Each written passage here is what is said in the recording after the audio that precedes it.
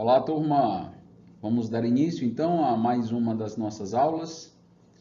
Acredito que tem sido um grande desafio pensar um pouco sobre a nossa mente, o envolvimento saudável da nossa mente, na nossa fé, na nossa forma de lidar com o cristianismo. Espero que estes vídeos te desafiem a aprimorar então o teu pensamento e lançar mão daquilo que atrapalha, daquilo que bloqueia. Então nós estamos na nossa segunda aula. Na aula passada eu encerrei prometendo que nós iríamos falar sobre o livro Intensamente. Nós iremos falar sobre ele, mas hoje eu quero ainda tratar sobre um tema que eu acredito que é de grande importância e relevância, que é o tema dos bloqueadores da mente. Eu quero tratar um pouquinho sobre isso. Basicamente, eu quero falar sobre 3 bloqueios mentais que precisam ser entendidos por todos nós. A pergunta seria basicamente a seguinte: o que pode estar me impedindo de pensar de uma maneira bíblica e de uma maneira ainda mais saudável?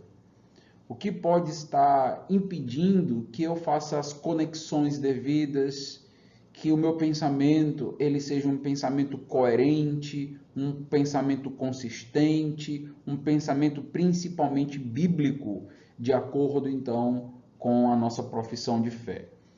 Então, alguns elementos, eu quero tratar de 3. O primeiro diz respeito à questão de plausibilidade social. Palavra, né, importante, bonita, vem da sociologia.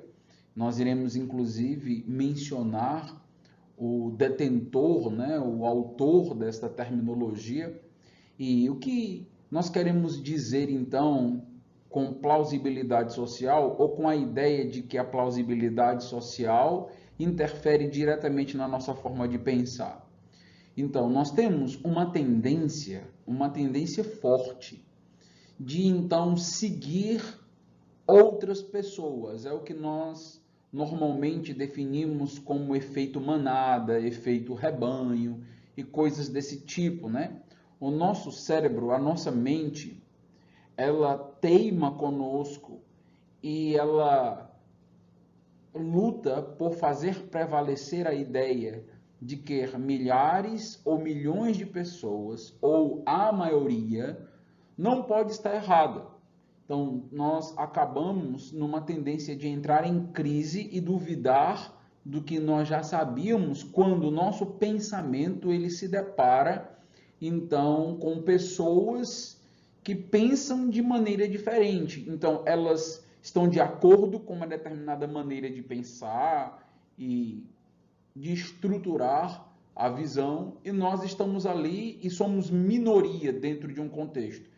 Isso principalmente em âmbito universitário, coisas do tipo, né, onde o nosso pensamento, principalmente o pensamento cristão, ele acaba sendo minoria muitas das vezes. E aí nós corremos o grande risco de, por conta de um almejar da plausibilidade social, a nossa mente ser bloqueada ou passarmos então a defender aquilo que nós não deveríamos. O autor que trabalha esse conceito de plausibilidade social é o sociólogo Peter Berger. Então, este é o primeiro livro que eu quero indicar nessa noite ou nesse dia, né, que estamos gravando, Rumor de Anjos, a Sociedade Moderna e a Redescoberta do Sobrenatural, da editora Vozes. É um livro bom e muito importante para tratar várias temáticas. Dentre estas temáticas, o Peter Berger vai tratar sobre a questão da plausibilidade social. Ele vai basicamente dizer o seguinte, ó, a crise de plausibilidade é a ausência de um consenso social na sociedade onde nós possamos nos acomodar e sentir confortáveis com todo o pensamento.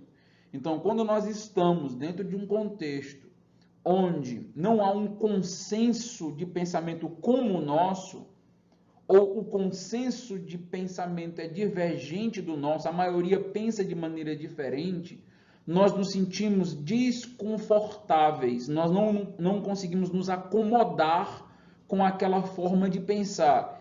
E isto vai mexer com a nossa estrutura cognitiva, com o nosso pensamento. Isso vai influenciar diretamente o nosso pensamento. O Peter Berger vai dizer, plausibilidade no sentido daquilo que as pessoas realmente acham dignas de fé, das ideias sobre a realidade. Depende do suporte social que essas ideias recebem. Nós buscamos sempre um consenso social. Então, isso faz parte de sermos seres relacionais. Então, buscarmos sempre uma espécie de consenso. O problema é que quando nós buscamos esse consenso e não encontramos, nós começamos então a nos adaptar, a mudar as nossas opiniões, a não pensar mais de uma maneira distinta, justamente porque nós queremos nos adequar ao ambiente, nós não gostamos de divergir nesse sentido. E, queira ou não, aqui tem uma grande pressão social, grupal, para que nós venhamos a pensar da mesma maneira, a pensar da mesma forma. É muito difícil resistir a esta pressão, a não ser que nós já tenhamos uma certa maturidade. Então, com alguns anos já de vida, nós entendemos e não temos tantos problemas assim com uma divergência. Mas quando essa divergência ela está diante de pessoas mais novas ou muitas pessoas do outro lado estão divergindo, isso traz uma crise para nós. Isso nos atrapalha em tomarmos posicionamentos que podem ser contrários ao posicionamento da maioria. Não é muito lembrar que essa ideia de pensamento de rebanho, esse pensamento de maioria, seguir então o consenso social, isso é muito perigoso. Os irmãos devem lembrar, por exemplo, que Jesus foi assassinado desta maneira, né? Então, em determinado momento, o consenso social dizia para Jesus, Hosana, e o recepcionava com adoração veemente. Em outro momento, o consenso social dizia, crucifica-o, e pedimos que seja liberto, solto, Barrabás. Então, o consenso social ele é muito perigoso e nós não devemos ter medo de discordar do consenso social. A ideia, logicamente, não é defender algo que ninguém defende. Então, nós não estamos aqui advogando que nós temos a liberdade de dizer, por exemplo, que o círculo é quadrado, ou coisas desse tipo. Não, nós não podemos, então, ir contra a nossa realidade. Mas dentro de um contexto social, nós devemos entender que a maior parte dos pensamentos, dos pensadores, vai de fato de encontro àquilo que os cristãos pensam, por exemplo. Por isso que é importante você ter uma igreja em sua vida, com pessoas que te dão esse ambiente de plausibilidade social, onde você pode ali, juntamente com aquelas pessoas, então formar seu pensamento de uma maneira não tão divergente assim, com o mínimo de consenso possível. E nós muitas vezes desprezamos a importância da igreja, a importância, por exemplo, de um grupo de jovens pensantes, atuantes e que discordam com muitas decisões e pensamentos sociais, e eles precisam estar unidos por conta da plausibilidade, da pressão social, até que eles consigam atingir essa maturidade. O Peter Berger continua dizendo o seguinte: a modernidade ganha força relativizando os valores absolutos. Então, nós já sabemos que tudo que é valor absoluto na nossa sociedade acaba sendo relativo à cultura, ao contexto, à nação, à civilização e assim por diante. E a secularização provoca uma valoração do pessimismo. Então, cada vez mais nós temos crentes que começam a duvidar de todas as coisas, que são pessimistas quanto ao fato de uma crença verdadeira, a existência de valores verdadeiros e coisas desse tipo. Então, nós temos aí uma crise que é ocasionada, ou um pessimismo ocasionado pela falta de plausibilidade. Então, ocorre uma crise de plausibilidade nas instituições religiosas, que vão se tornando cada vez mais minorias cognitivas, obrigadas normalmente a negociarem com as pessoas a sua permanência no mercado religioso. Muito interessante o que o Peter Berg está dizendo. Nós, por sermos minorias, acabamos muitas das vezes querendo algum tipo de reconhecimento, querendo algum tipo de voz, e nesse jogo nós muitas vezes negociamos então algumas verdades em nome da nossa permanência, em nome de ter voz em algum contexto. É o que acontece diante desta pressão social que nós recebemos.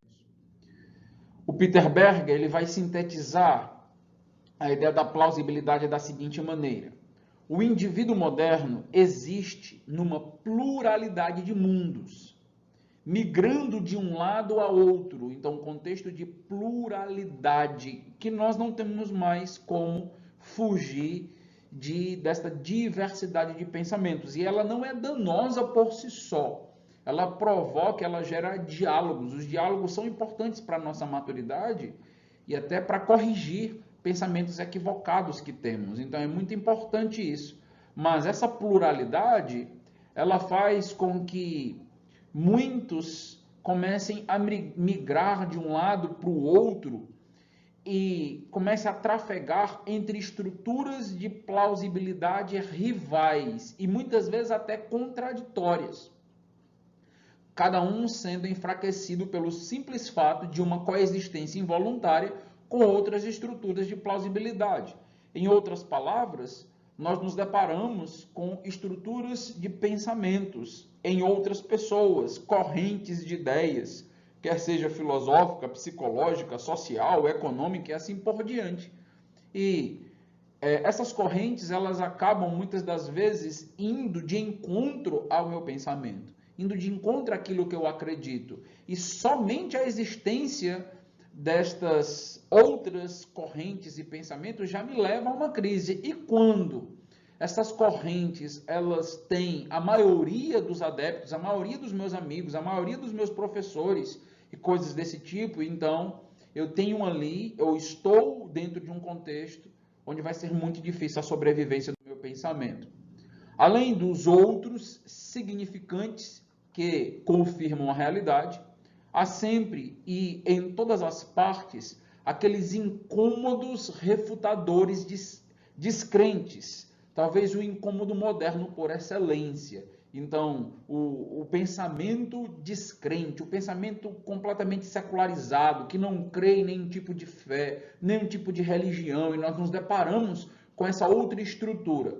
Aqui acaba acontecendo ou ocorrendo um choque muito grande entre pessoas, por exemplo, que passaram a vida inteira dentro de uma igreja, né? Então, desde pequeno, desde criança, estão dentro de um contexto eclesiástico, chegam na universidade e nunca entenderam que poderia existir outras formas de estruturar a vida, de pensar a vida, e elas se deparam então com outras estruturas, e estruturas inclusive de descrentes completamente, pessoas que nem acreditam em Deus ou coisas do tipo, e isso acaba levando a crises enormes. Nós não temos como fugir desta realidade, dessa situação. Esta é a realidade que nos cerca, mas nós precisamos estar preparados para lidar com ela. Um livro que migra da sociologia, da discussão da ciência da religião agora para a teologia, é o livro do Edward Welch. E nesse livro, quando as pessoas são grandes e Deus é pequeno, ele vai então trabalhar a mesma ideia da influência social e das pessoas em nossa vida, mas ele vai então a partir das escrituras nos mostrando que isso é pecado. Então, aquilo que você precisa ou quem você necessita vai controlar sua vida e seus pensamentos. Então ele começa a nos dizer que se Deus não for grande em nossas vidas, alguém vai nos controlar. Um grupo de amigos, um grupo de professores, um grupo de pensadores, até mesmo a tradição que eu cresci, que eu nasci, que eu faço parte, aquilo que eu aprendi da minha família enquanto eu era criança e coisas do tipo. Então, tudo isso vai me bloqueando de alguma maneira que, por exemplo, eu tenho muita dificuldade de divergir do pensamento de algo que eu aprendi, ou que eu cresci, ou coisas do tipo. Então eu não coloco aquilo para ser averiguado, eu não questiono, mas esse questionamento, ele não deve ser encarado como uma revolta, mas como uma forma de entender, de fazer com que o pensamento ele seja cada vez mais estruturado, porque eu não posso viver com o pensamento do meu pai, com o pensamento da minha mãe, dos meus familiares. Eu tenho que ter a minha própria estrutura de pensamento, a minha própria estrutura cognitiva. Isso acontece muitas das vezes com os jovens e eles precisam entender que a influência do grupo, a influência da universidade, dos amigos, até mesmo da pessoa que eu estou de olho ou coisas do tipo, vai exercer uma pressão muito grande sobre a nossa vida e nesse livro da EBR nós temos aqui estes alertas, né? Algumas questões que esse livro propõe que eu gosto, algumas questões para analisarmos se de fato a nossa mente está embotada, se a nossa mente está tendo dificuldades e problemas com essa questão da influência do próximo. Então, você já lutou com uma pressão grupal? Então, quem nunca, né? Então, com pessoas que divergem e você começa a olhar para aquele seu pensamento, ter medo, questionar aquilo que você está pensando. Note, questionar o que eu estou pensando não é ruim por si só, mas muitas das vezes nós abandonamos a verdade por causa da pressão grupal, e isso é complicado. Então, uma outra questão que é levantada na obra: você já fez o que não queria por causa do grupo e depois se arrependeu? Isso acontece, né? Começamos a fazer coisas porque o grupo aplaude, porque o grupo valoriza, porque fazendo aquilo as pessoas riem, porque fazendo aquilo as pessoas me acham mais simpáticos ou simpáticas, gostam mais de mim. E dentro de um contexto de internet me dão mais likes, compartilham mais dos meus vídeos, me elogiam mais. E a gente tem que ter muito cuidado com isso, porque depois nós nos arrependemos porque sabemos que estávamos fazendo algo errado, mas fizemos por causa do grupo. Isso é muito complicado. Você luta para dizer não para as pessoas a ponto de se prejudicar às vezes? Se você tem dificuldade de dizer não para as pessoas, mesmo se prejudicando, você é altamente influenciável. A sua mente, ela está sob risco, por assim dizer. Você não consegue ainda ter autonomia no seu pensar. Você não consegue porque a pressão que vem sobre você ao você se posicionar, ao dizer um não ou coisa desse tipo, é tão grande que você não suporta. Por isso você luta para dizer não. Autoestima é um problema crítico para você? Então, pessoas com baixa autoestima são facilmente captadas. Então, se você se acha inferior, se você se acha elevado demais, os dois aspectos são muito perigosos. Se você se acha inferior, se você acha que você não consegue pensar bem, que todas as pessoas são mais inteligentes do que você ou coisa do tipo, né? Então você está com um problema muito sério. Você, além de já estar pensando errado, vai então o tempo inteiro estar pensando o pensamento dos outros, porque o pensamento dos outros é o pensamento bom. Se você se acha elevado demais, você vai fazer de tudo para que aquele seu pensamento seja elogiado, aplaudido. E quando esse pensamento não for elogiado e aplaudido, você então vai ter dificuldades com isso também. Você pensa duas vezes antes de tomar uma decisão por causa daquilo que as pessoas vão pensar? Se você faz isso, você pode estar correndo um grande risco de não conseguir pensar de maneira saudável e equilibrada. Não significa que a gente não deve pensar nas implicações das nossas decisões na vida das pessoas, principalmente na vida da minha família, na vida de um contexto de igreja e coisas desse tipo, mas não ser dominado por isso, né? Então ficar pensando o tempo inteiro, quando o nosso foco deve ser isso agrada ou não agrada a Deus? Porque se o aspecto é agrada a Deus, independe de quem desagrada, entende? Você se sente vazio e sem sentido sem a presença de amigos? Então, quando você está sozinho, quando você passa um tempo sozinho, principalmente nesse período agora de pandemia ou coisas desse tipo, né? Você tem sentindo esse vazio no coração, você só se sente bem na presença dos amigos. Então, essa dependência, ela deve servir de alerta para que você não venha cair no erro de ser dependente dos pensamentos das pessoas também, e não conseguir, então, se sentir bem consigo mesmo, né, com sua própria vida.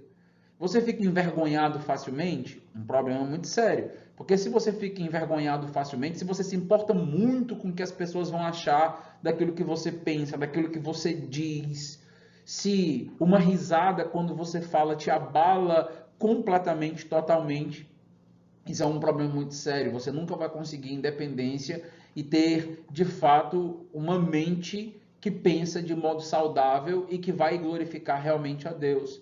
Você conta mentiras para não entrar em conflitos ou para não se dar mal? Evita a qualquer custo o embate e o combate? Nós não devemos, em nenhum momento, estar buscando brigar com as pessoas, ser beligerantes ou coisa do tipo. Mas eu também não devo o tempo inteiro me acovardar, silenciar, me calar, evitar conflitos a todo custo, evitar posicionamentos e até mentir às vezes, simplesmente para não ficar mal, para que as pessoas não me vejam com um olhar que eu não quero. Você tem inveja das pessoas, é uma outra problemática. Nota que agora, no livro Quando as Pessoas São Grandes e Deus é Pequeno, nós temos as implicações morais da dependência do outro. Então, esse primeiro aspecto é muito importante para que a gente pense de maneira saudável. A gente tem que pensar muito sobre a grandeza das pessoas na nossa vida, sobre a influência das pessoas na nossa vida, como as pessoas norteiam o meu modo de agir, a minha tomada de decisão, os meus pensamentos, a minha forma de pensar. Então, você precisa fazer aqui uma análise, uma autorreflexão, para que você, de fato, desenvolva o seu pensamento saudável, o seu pensamento crítico. O segundo aspecto é a informação seletiva. Aqui também é algo muito sério. Então, a informação seletiva, ela, de fato, vai nos fazer pensar de maneira inadequada. Ela vai nos fazer tomar posicionamentos, ter juízos de valores que são baseados em meias verdades ou até mesmo em mentiras. Então, quem comunica, nós precisamos ser muito sóbrios e sensatos para pensar nisso. Quem comunica, por muitos motivos, acaba muitas vezes recortando informações e não expondo todos os fatos e todos os lados. Normalmente tem um lado, principalmente se eu faço parte de uma rede de comunicação ou coisas do tipo, que se beneficia inclusive financeiramente dos discursos que são ditos e dados. E eu preciso muito prestar atenção nisso. Infelizmente, ainda há muita ingenuidade, nós erramos muito ao acreditar que o recorte é uma verdade plena, absoluta e completa que chega até nós, principalmente quando nós lidamos com a área de humanas, que é uma área tão delicada, uma área tão densa, uma área com tantas leituras, com tantas narrativas e coisas do tipo. Temos que ter muito cuidado e ter uma mente muito aberta para que a gente possa, inclusive, ler materiais que vão de encontro às nossas posições de estimação, por assim dizer. Por quê? Porque isso vai nos fazer ser mais precisos naquele posicionamento que eu sou contrário. Eu não vou estar criando espantalho do outro, falando aquilo que o outro realmente não pensa e não defende, e talvez eu mesmo esteja carecendo daquelas ideias para que a minha própria ideia, o meu próprio pensamento, ele possa também ser corrigido e eu possa então amadurecer em tudo isso. Então, é aquela frase tão conhecida, mas que parece que só serve para um aconselhamento pessoal individual, né? Temos que ouvir os dois lados. Às vezes não são só dois, às vezes são 10. Muitas percepções, muitas maneiras de pensar. Então, precisamos ter uma mente mais aberta nesse sentido para que a gente possa ver posições diversas, inclusive contrárias às nossas, e não repelirmos de uma vez. e não criarmos o nosso gueto onde pensamentos diversos não podem entrar. Isso é muito perigoso, porque se estivermos errados, nós jamais seremos alertados, porque nós repelimos todo o pensamento. É importante ter maturidade nesse sentido, para que a gente lide com esses pensamentos de uma maneira equilibrada, de uma maneira saudável.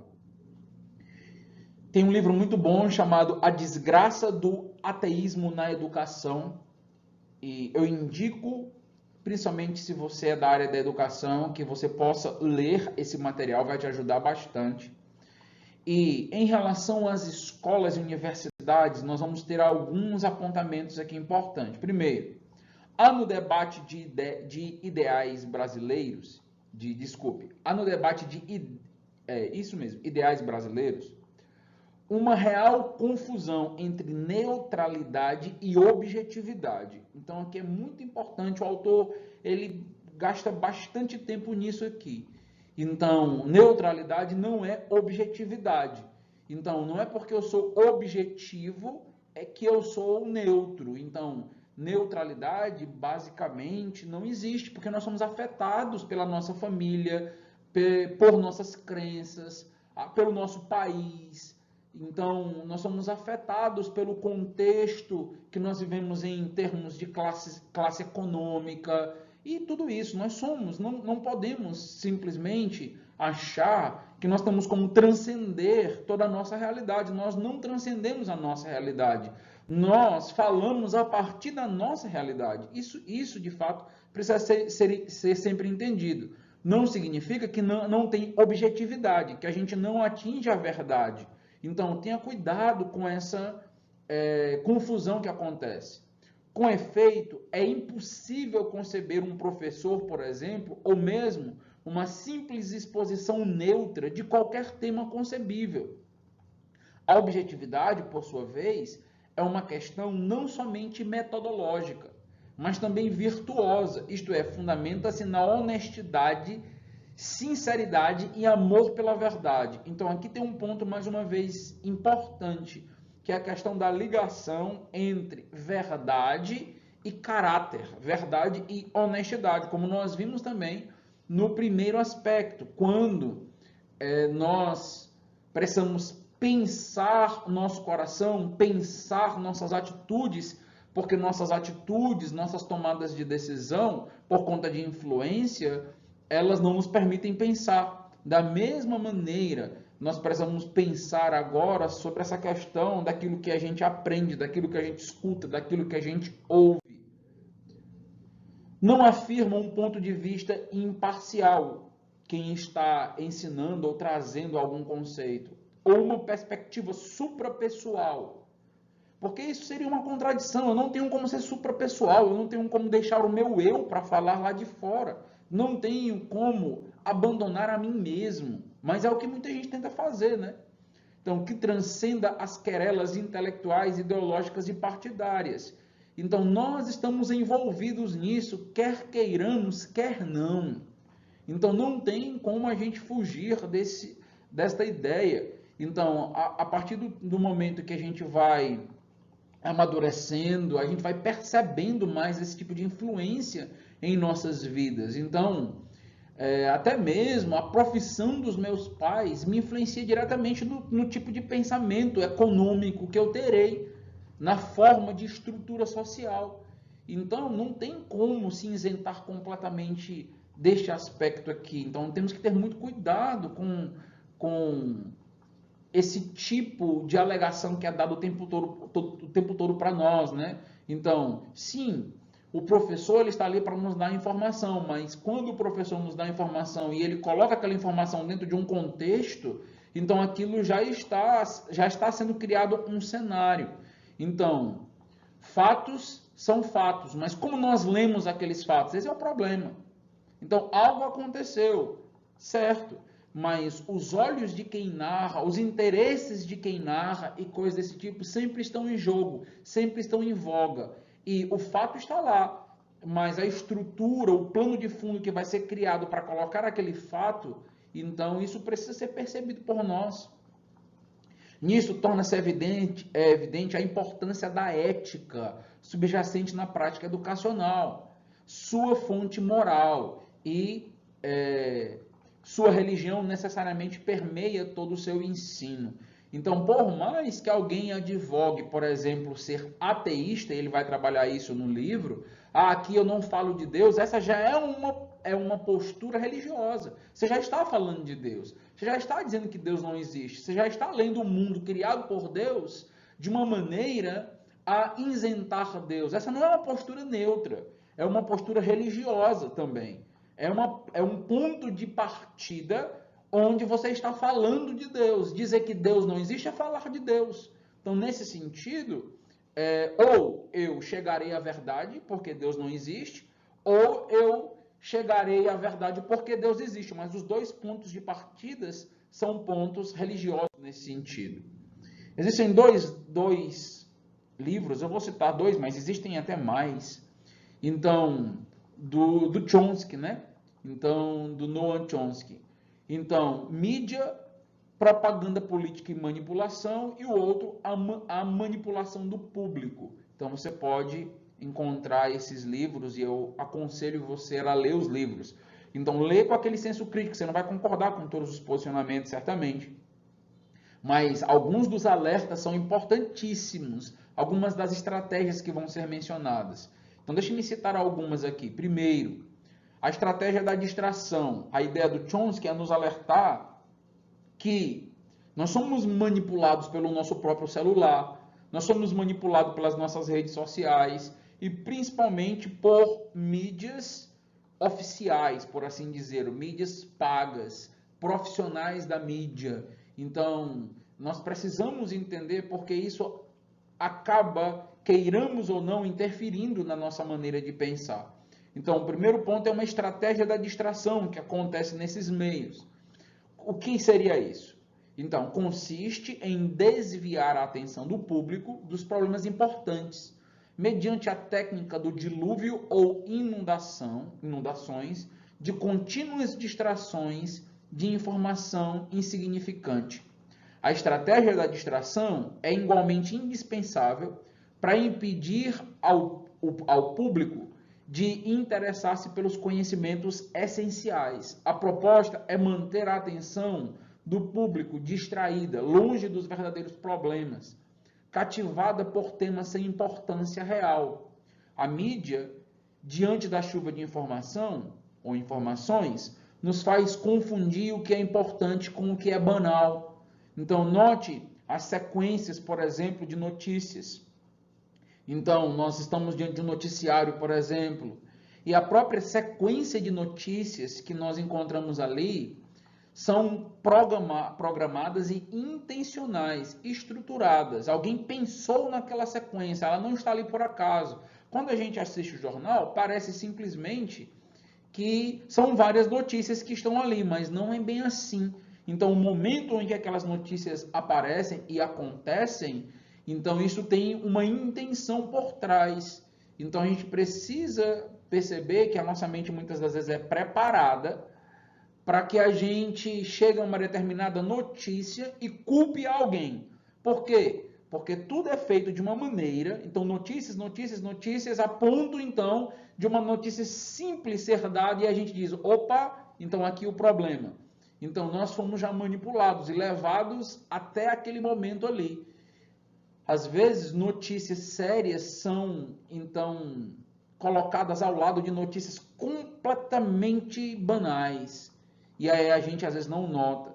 E um aspecto importante é nós vivemos dentro de uma cultura de muitas informações, chuva de informações, e a gente acaba perdido e sem saber de fato o que é importante e o que deixa de ser importante. Isso é uma estratégia. O Chomsky vai dizer criar ou superenfatizar problemas para depois oferecer soluções. Esse método também é chamado de problema, reação, solução. Cria-se um problema, uma situação prevista para causar certa reação no público, a fim de que este seja o mandante das medidas que se deseja fazer aceitar. Por exemplo, deixar que se desenvolva ou se intensifique a violência urbana ou organizar atentados sangrentos a fim de que o público seja o mandante de leis de segurança e políticas em prejuízo da liberdade. Em outras palavras, então um caos é criado a ponto da sociedade começar a fazer uma solicitação, um pedido por segurança, por exemplo, mesmo que isso venha a ser contra a minha liberdade. Então, nós não aceitaríamos isso de qualquer forma e de qualquer maneira, mas o cenário está sendo criado de tal forma que eu começo a pedir isso. Eu começo a abrir mão da minha liberdade em nome de algo que está sendo vinculado. Então, a mídia ela tem esse poder de intensificar um problema, de intensificar, por exemplo, a violência urbana. Ou também criar uma crise econômica para fazer aceitar como um mal necessário o retrocesso dos direitos sociais e o desmantelo dos serviços públicos, por exemplo. Então, se cria aí um problema sério na economia, ou se superenfatiza, só se fala daquilo. Então, nossa mente começa a pensar naquele aspecto e aceitar uma solução que vai ser dada ali para aquela questão. Então, acabamos que não conseguimos, muitas das vezes, pensar nas implicações daquela solução, porque a gente só viu o problema. Como o problema está tão grande, tão grande, tão grande, parece que qualquer solução imediata, mesmo que vá de encontro aos meus princípios e valores, é adequada e é a melhor. Terceiro, a estratégia da gradação. Para fazer com que se aceite uma medida, por exemplo, inaceitável, basta ir aplicando esse discurso gradativamente, a conta-gotas, por anos consecutivos. Então, é o caso, principalmente em âmbito moral, né? Os limites vão sendo alargados até que o estranhamento desapareça. E então comece a ser visto como algo natural, como algo normal. Isso aconteceu em vários âmbitos no nosso país. Então nós temos, por exemplo, o programa Malhação, que vem educando os nossos jovens por décadas. Então ensinando, por exemplo, que muito cedo eles podem ter uma experiência sexual, eles podem namorar, e que tudo isso é algo muito normal, que tudo isso é algo muito bom. E também outros programas que vêm falando sobre, por exemplo, a naturalidade de uma posição tomada em relação ao homossexualismo. E a gente começa a olhar aquilo que antes seria algo muito estranho como algo muito natural. E a mídia está fazendo isso a conta-gotas, mas de maneira muito proposital, querendo mudar uma cultura, querendo mudar valores. Mas muitas vezes nós não percebemos que por trás de filmes, por trás de seriados, por trás de vários programas, existe esse tipo de estrutura que deseja, de fato, fazer com que a gente comece a se acostumar com aquilo que não é moral. Então, é o que acontece às vezes, por exemplo, com pessoas que assistem novelas ou coisa do tipo, e de que tanto assistir o marido, que ele é colocado como alguém mal e que não cuida da esposa e coisa do tipo, que a gente começa a torcer pelo amante, começa a torcer para que ela se separe logo e fique com um amante ou coisa do tipo. O que é isso? Aconteceu uma virada moral no teu coração sem você perceber. Isso acontece em filmes, isso acontece em muitos lugares. Então, não acredite que milhões e milhões que são investidos na mídia, ele não tem propósito, não tem mentes pensantes e capacitadas por trás. Então isso é um grande erro, um grande engano, né? Assistir, beber e se alimentar de mídia simplesmente por entretenimento. Nós fazemos muito isso. Nós sentamos para assistir, para descansar. Esse é o problema. Quando a nossa mente baixa a guarda, então nós somos facilmente manipulados. Então, é dessa maneira que tantas mudanças que haveriam provocado uma revolução numa sociedade acabam sendo aplicadas de uma só vez. Então, posições a favor do aborto e coisas do tipo, a gente começa a ver programas e coisas assim. Então, senhoras, mamães, idosas com posicionamentos homossexuais, e nós vemos que ter duas mães não é algo tão ruim ou coisa assim. Isso vai entrando. Um relacionamento entre filhos, né? Então, os dois irmãos, então, começando a se apaixonaram pelo outro e qual o problema com isso. Então tudo está sendo rasgado, alargado. Mas se isso fosse dito de uma vez só, teria resistência grande. Mas isso vai embotando a nossa mente, é lento. Quarta, estratégia do deferido. Que seria isso? Uma outra maneira de se fazer aceitar uma decisão impopular é a de apresentá-la como sendo dolorosa e necessária, obtendo a aceitação pública no momento para uma aplicação futura. Então, vai se trabalhando de determinada maneira que a gente vai vendo que aquilo tem que ser assim, que é muito doloroso, mas é necessário. Então, é mais fácil aceitar um sacrifício futuro do que um sacrifício imediato. Primeiro, porque o esforço não é empregado imediatamente. Olha, nós vamos ter que nos sacrificar, porque isso é o melhor para a população, é melhor para o povo e coisas desse tipo. Em seguida, porque o público, a massa, tem sempre a tendência a esperar ingenuamente que tudo irá melhorar amanhã e que o sacrifício exigido poderá então ser evitado. Então isso dá mais tempo ao público para se acostumar com a ideia de mudança e de aceitá-la com resignação quando chegar o momento. Então, quando nós lidamos com grandes pedidos às pessoas, isso está sendo trabalhado. Olha, pessoal, isso, vamos, porque senão vai acontecer isso, vamos, porque senão teremos que ter essa medida. Então, isso está sendo lentamente trabalhado até o ponto da medida acontecer. E quando a medida acontece, nós já estamos acostumados. É aquela ideia, olha, nós somos avisados, então é o jeito, é necessário, ou coisa do tipo. E nem sequer pensamos se realmente era necessário mesmo, ou coisas assim, né? A mente já foi conquistada. Quinto, dirigir-se ao público como crianças de baixa idade. Então, a maioria da publicidade dirigida ao grande público utiliza discurso, utiliza argumentos, personagens e entonação particularmente infantis, muitas vezes próximos à debilidade, como se o espectador fosse um menino de baixa idade ou um deficiente mental. Então é colocado de um jeito como se nós fôssemos crianças. Quanto mais se intente buscar enganar o espectador, mais se tende a adotar um tom infantilizante, um tom que parece ser bem pueril, bem ingênuo. Por quê?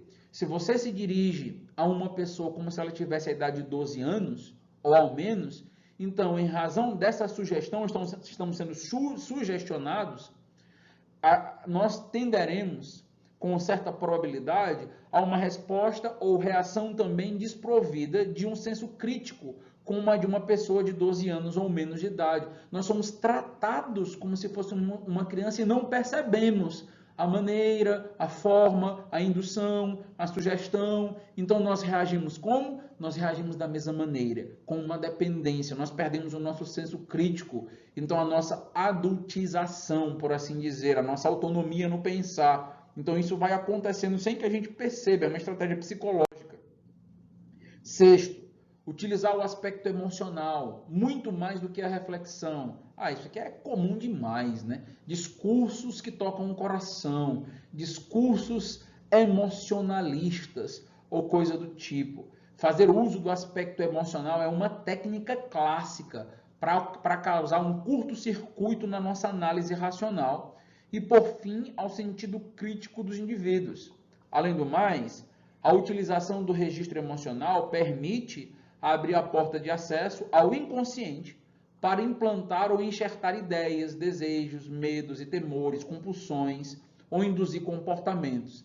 Então, mexer com o nosso coração, com notícias, com imagens. Então, uma inundação de notícias terríveis, emocionantes, tocantes. Pessoal, isso é tão sério, esse discurso emocional, que até mesmo nós percebemos que, talvez de uma maneira ingênua, isso tem sido utilizado até nos discursos, às vezes, para arrecadar dinheiro em igreja.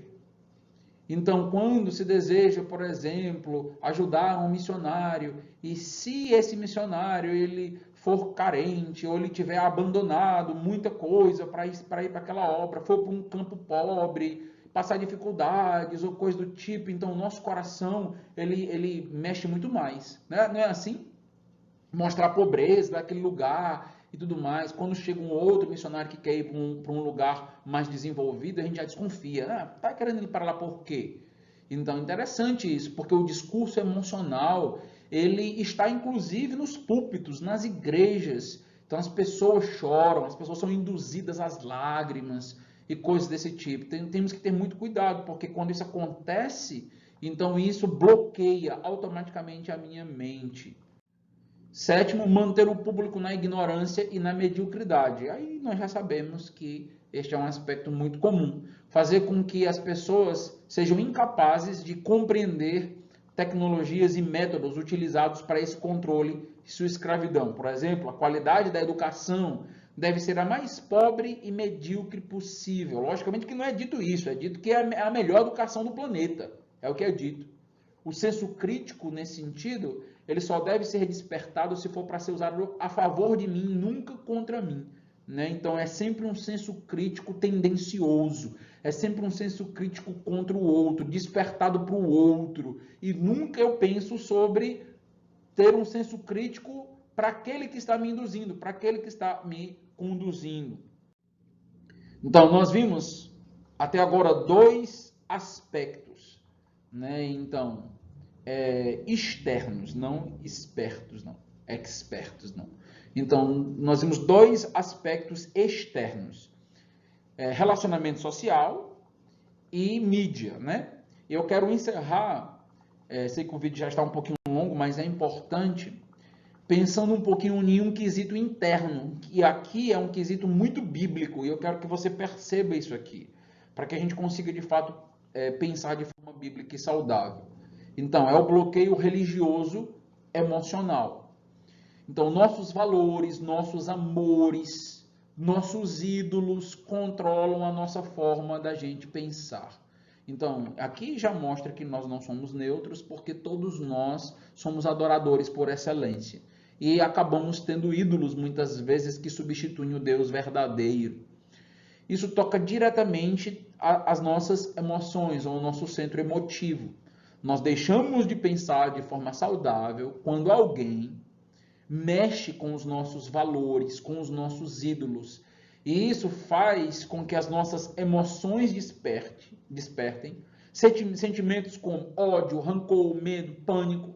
Deveríamos avaliar e analisar muito quando, por conta de um diálogo, de um discurso, eu não consigo me controlar, eu saio de si, eu fico completamente transformado, irado. Então tem alguma coisa importante sendo mexida, provavelmente um ídolo sendo trabalhado ou derrubado da minha alma. Nós precisamos entender que o nosso senso moral e ético, se ele estiver desequilibrado, nós não conseguiremos pensar. E aqui é um aspecto tipicamente cristão. Eu quero provar isso para vocês. Então, essa ideia de uma neutralidade da mente, isso é uma baboseira. Por quê? Porque nós não conseguimos pensar de maneira correta se o nosso aspecto ético, moral, não for saudável. Se eu não for uma pessoa que de fato tem um comportamento que glorifica a Deus, a minha mente não funciona da maneira certa. Então é interessante que a maioria dos acadêmicos que nós temos, eles não têm uma vida moral. Então a maioria, por exemplo, de formadores, quer seja em âmbito universitário, quer seja em âmbito midiático, eles então têm uma vida promíscua, de adultério, deitam com alunas e coisas desse tipo, né? Nós percebemos esses escândalos o tempo inteiro.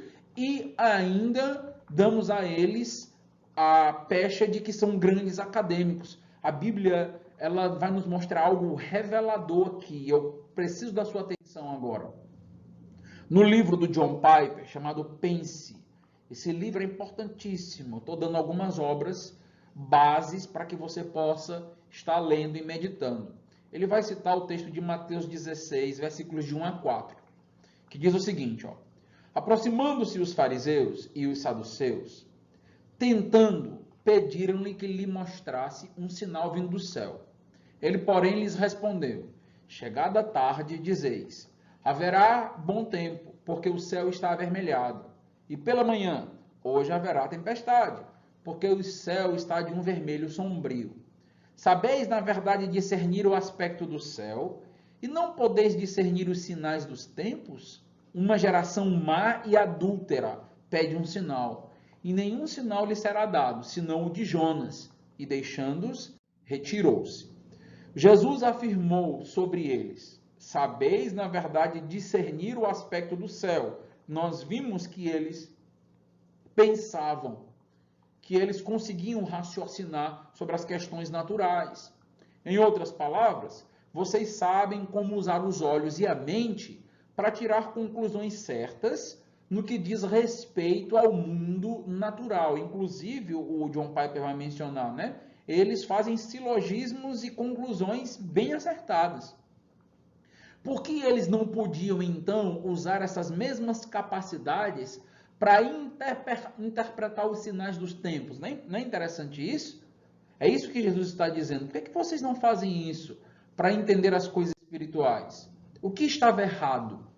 Porque o raciocínio deles funcionava tão bem em um nível natural, mas tão mal no perceberem a presença de Deus em Cristo, por exemplo. A resposta, meus irmãos, está no versículo 4. Jesus diz: uma geração má e adúltera pede um sinal. Qual a relação, então, entre serem adúlteros e sua incapacidade de usar os olhos e a mente para interpretar os sinais, ou seja, para reconhecer quem era Jesus? Então, eis a razão porque Jesus os chamou de adúlteros. Eles pensavam ser o povo de Deus, mas eles estavam, em sua maioria, indispostos a ter o próprio Jesus como seu esposo. Jesus não era o que eles esperavam, e eles não queriam ser o povo e a esposa dele. Lucas, capítulo 14, versículos 18 a 20. Depois você pode ler, não temos tempo aqui, estamos bem limitados. Nesse sentido, eles eram adúlteros. Como Jesus diz, o coração deles seguia outros esposos, outros deuses, outros tesouros. Lucas 16, 14, Mateus 6, 5 traz apontamentos sobre isso.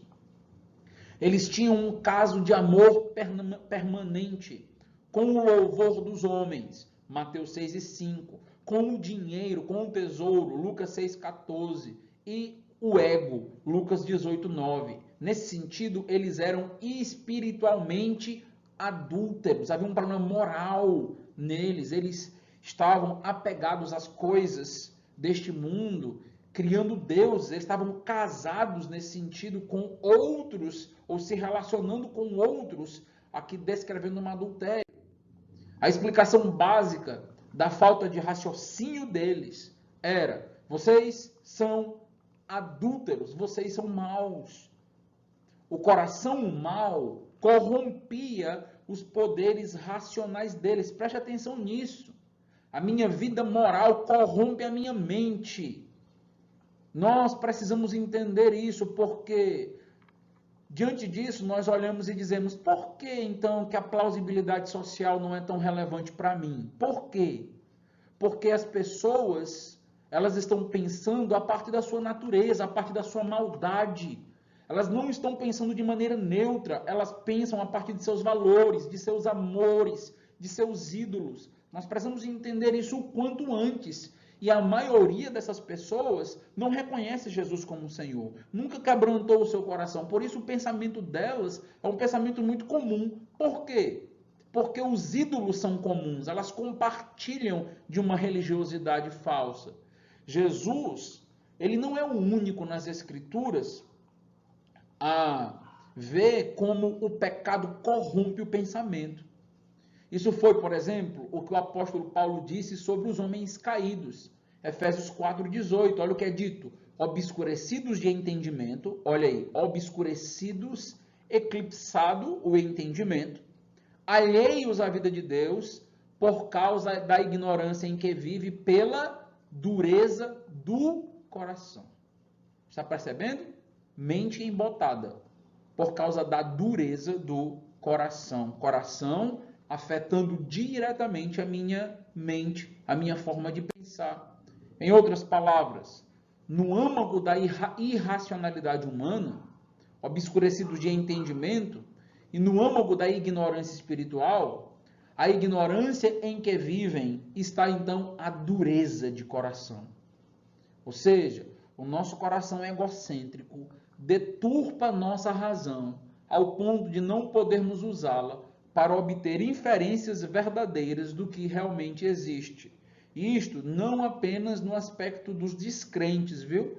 Nós podemos ter ídolos e valores no nosso coração que nos endurece para pensar, não nos dar abertura mental para o diálogo, para se aperfeiçoar, para aprender, e temos que ter muito cuidado com isso. Tem crentes que passam anos ouvindo mensagens, pregações e não crescem, não aprendem, não desenvolvem a mente. Por quê?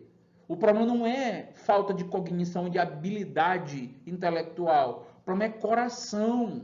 Então, se a gente não corrige a nossa vida, se a gente não vive em santidade, se a gente não vive de acordo com a glória de Deus, nós não vamos pensar de maneira correta. Se a nossa desaprovação da existência de Deus é forte, falando aqui, por exemplo, de ateus, se a gente desaprova as nossas faculdades sensoriais e nossas capacidades racionais, não serão capazes de inferir que ele existe. Lógico, óbvio. Por quê? Porque que muitos defendem com unhas e dentes que Deus não existe? Porque o coração não permite. As pessoas não querem Deus. Não há quem busca Deus. As pessoas não desejam Deus.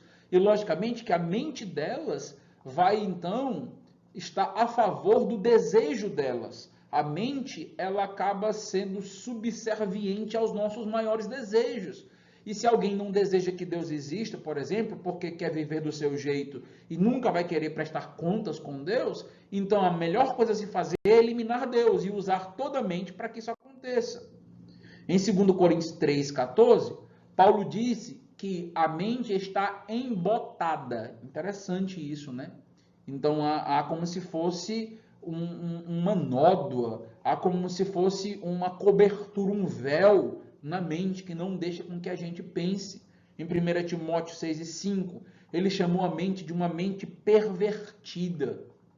Então é uma mente que não consegue pensar de uma maneira correta, de uma maneira consistente.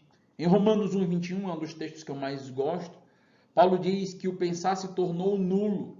E ele diz o quê? O coração obscurece a mente. O coração obscurece a mente. É por isso que quando as pessoas estão em pecado, elas tentam usar a Bíblia para então justificar o seu pecado. Elas tentam trazer e fazer interpretações para que elas possam se sentir bem. Então elas não conseguem lidar com a Bíblia como ela de fato é. Por quê? Porque o coração mudou a minha mente, e mudando a minha mente, os meus olhos agora só percebem aquilo que é a favor do meu ídolo, do meu coração e coisas desse tipo.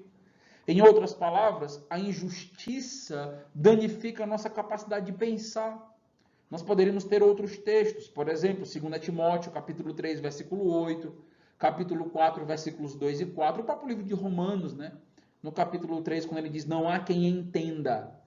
Nós temos, então, um problema, mas esse problema de não entendimento já foi explicado no capítulo de número 1, que é os nossos desejos, é o nosso coração.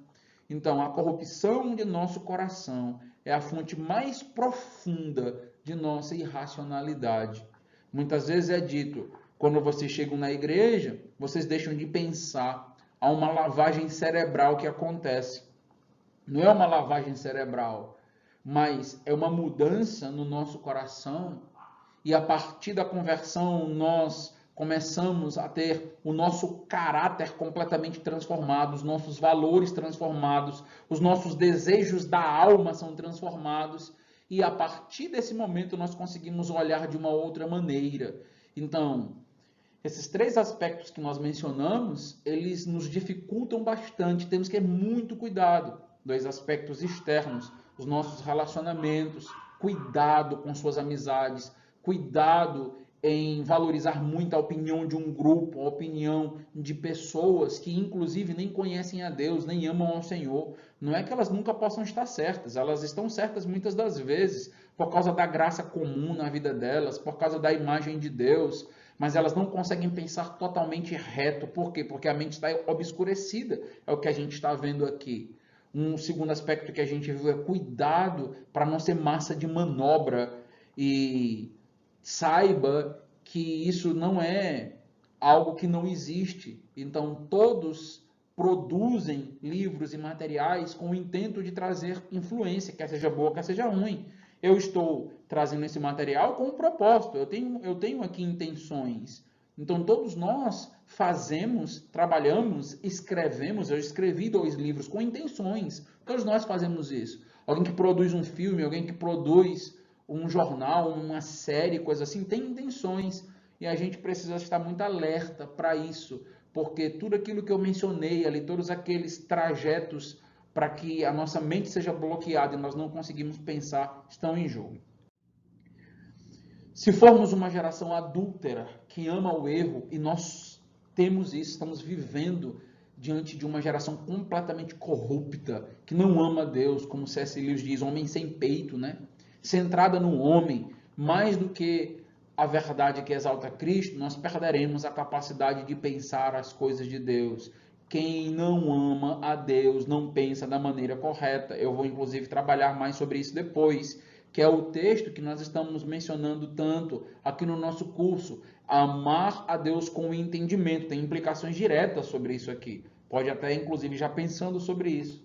Jesus disse basicamente: a mente de vocês funciona muito bem quando buscam os companheiros de adultério, como conforto, segurança, como mais preciosos do que Cristo, mas não podem ver os sinais da verdade que exalta Cristo. Que Deus nos ajude a desenvolver uma mente que de fato ela se desenvolva, que ela seja robusta, que ela seja analítica, que ela seja criteriosa e que ela parta de um coração completamente transformado, saudável. O que eu estou te ensinando aqui é que se você não cuidar da sua vida cristã, se você não for uma pessoa piedosa, se você não for uma pessoa que luta pela sua santidade, você nunca, preste atenção, nunca vai ter, de fato, pensamentos profundos como Deus espera que tenhamos. Nunca você vai conseguir amar a Deus com todo o seu entendimento. Tudo começa não simplesmente nos livros, tudo começa com os joelhos prostrados, com temor e tremor na presença de Deus. Então tenha muito cuidado, porque ler livros e mais livros não vai te fazer uma pessoa com um entendimento mais apurado. Se o teu coração é prostrado diante de ídolos, de medos, se o teu coração é refém de uma vida pecaminosa. Então, quero encerrar aqui, agradecendo a você pelo tempo, espero que tenha sido bom o desafio.